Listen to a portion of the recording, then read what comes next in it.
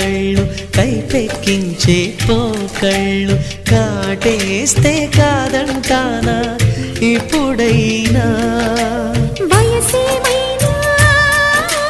సొగసేమైనా మరపించే మనసేమైనా నవ్వు నవరాత్రి నీ కోసం తీసుకువస్తున్నా మైనా ఏమైనావే మన్మథ మాసం అయినా ఎంతైనా